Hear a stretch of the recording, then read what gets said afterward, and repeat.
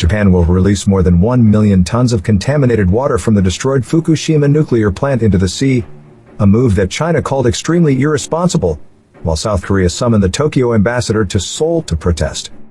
The first release of water will take place in about 2 years, giving plant operator Tokyo Electric Power time to begin filtering the water to remove harmful isotopes, build infrastructure, and acquire regulatory approval.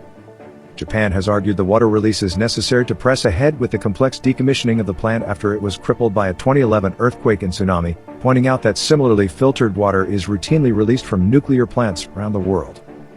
Nearly 1.3 million tons of contaminated water, or enough to fill about 500 Olympic-sized swimming pools, is stored in huge tanks at the Fukushima Daiichi plant at an annual cost of about 100 billion yen, $912.66 million, and space is running out. Releasing the treated water is an unavoidable task to decommission the Fukushima Daiichi nuclear power plant and reconstruct the Fukushima area, Prime Minister Yoshihide Suga said of the process that will take decades to complete. The decision comes about 3 months ahead of the postponed Tokyo Olympic Games, with some events to be held as close as 60 kilometers, 35 miles, to the wrecked plant.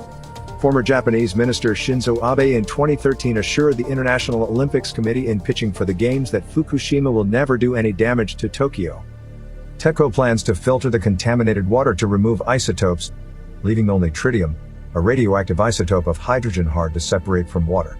Tepco will then dilute the water until tritium levels fall below regulatory limits before pumping it into the ocean. Tritium is considered to be relatively harmless because it does not emit enough energy to penetrate human skin.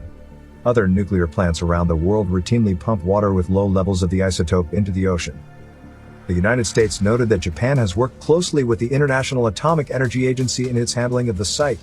In this unique and challenging situation, Japan has weighed the options and effects, has been transparent about its decision, and appears to have adopted an approach in accordance with globally accepted nuclear safety standards.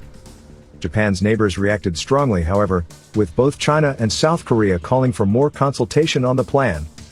This action is extremely irresponsible and will seriously damage international public health and safety, and the vital interests of people in neighboring countries. South Korea's government summoned Japan's ambassador to Seoul to protest at the move. The decision can never be accepted and would not only cause danger to the safety and maritime environment of neighboring countries, a senior official told a briefing after vice ministers held an emergency meeting to discuss the issue.